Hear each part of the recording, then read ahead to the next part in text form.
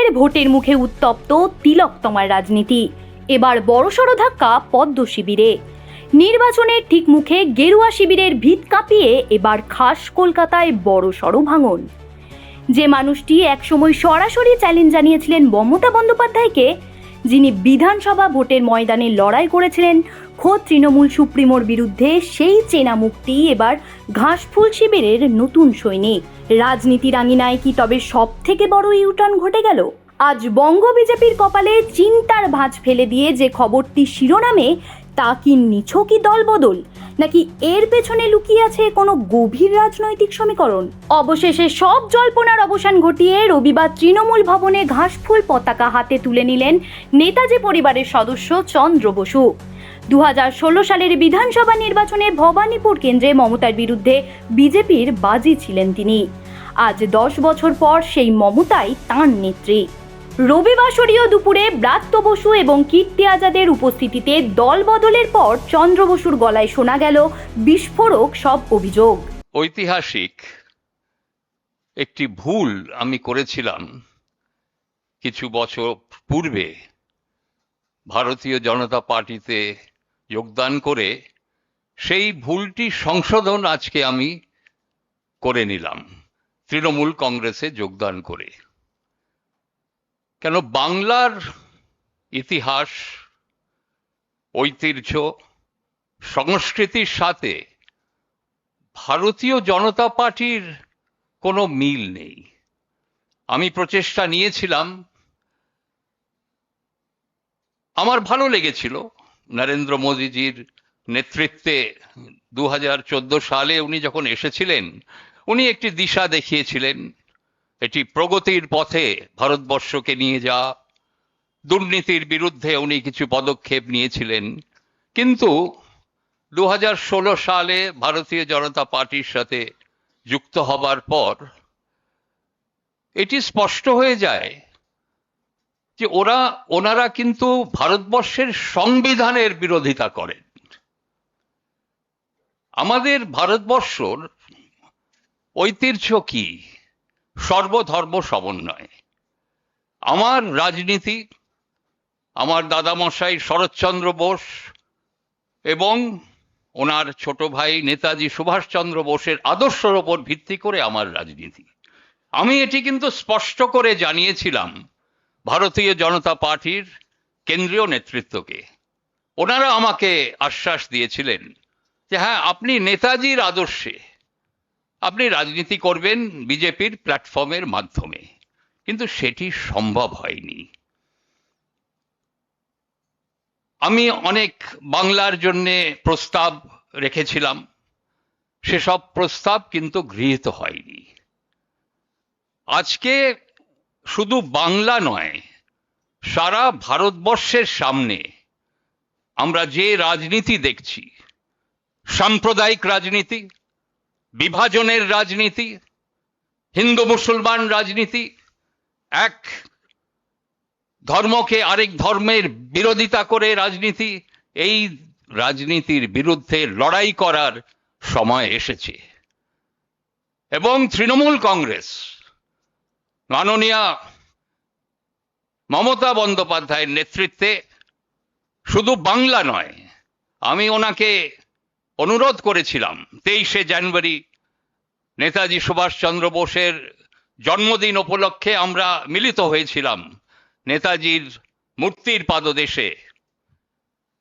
সেখানে আমি ওনাকে আহ্বান করেছিলাম যে আপনি আসুন, ভারতবর্ষ একটি সংকটের মধ্য দিয়ে যাচ্ছে।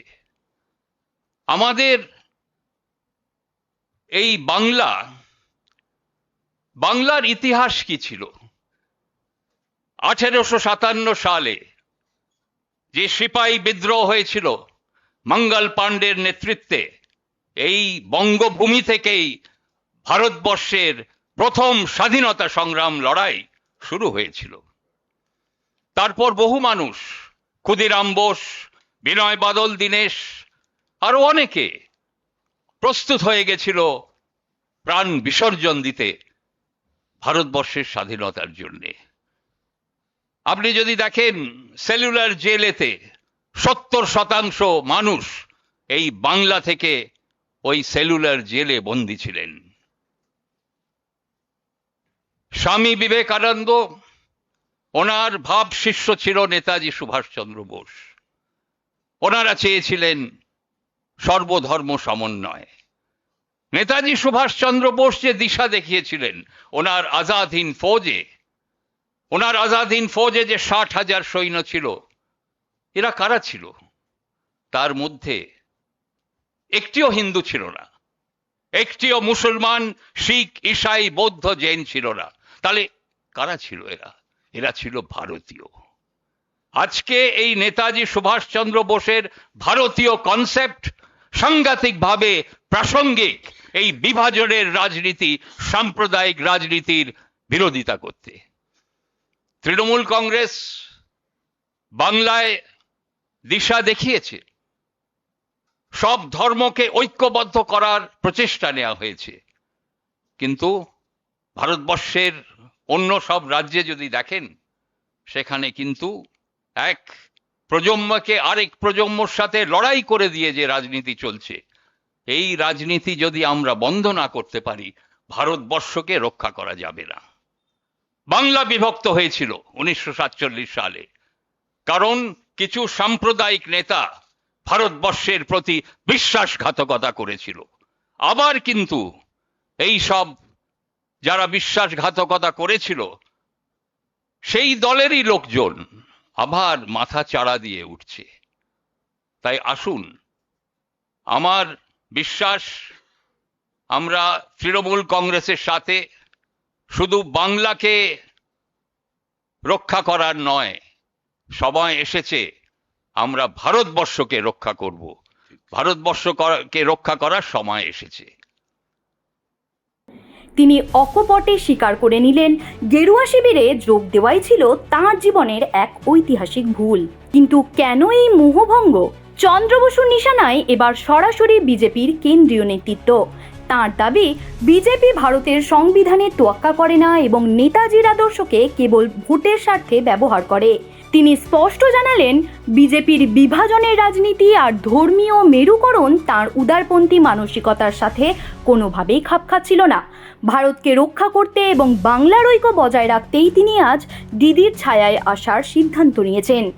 এমনকি তাঁর পুরনো প্রতিপক্ষ মমতা বন্দ্যোপাধ্যায়ের ভূয়সী প্রশংসা করে তিনি বলেন, ভবানীপুরে মমতার কোনো বিকল্প নেই। 2023 সালে বিজেপি ছাড়ার পর থেকেই চন্দ্র বসুর রাজনৈতিক অবস্থান নিয়ে জল্পনা ছিল তুঙ্গে। আজ সেই সব জল্পনায় শিলমোহর পড়ল তৃণমূল ভবনে। কিন্তু প্রশ্ন একটাই, ভোটের ঠিক মুখে নেতাজির উত্তরসূরির এই যোগদান কি বাংলার রাজনীতির মানচিত্রে বড় কোনো পরিবর্তন আনতে পারবে? চন্দ্র বসুর এই সিদ্ধান্ত কি গেরুয়া শিবিরের অন্দরের লড়াইকে আরও একবার জনসমক্ষে নিয়ে এলো, নাকি এর ফলে ঘাসফুল শিবিরের জমি আরও শক্ত হলো? এই সব প্রশ্নের উত্তর সময়ই দেবে। তবে আসন্ন নির্বাচনে আমজনতা তাঁর এই দলবদলকে ঠিক কিভাবে গ্রহণ করে, সেটা এখন দেখার বিষয়। জ্যোতি সরকারের রিপোর্ট, হেডলাইন্স কলকাতা। আনন্দ আর ভালোবাসার দীপ্তিতে গড়া সমুজ্জ্বল পরমা, ঠিক তোমারই মতো। শ্যাম সুন্দর কোম্পানি জুয়েলার্স, আগরতলা, উদয়পুর, ধর্মনগর, কলকাতা।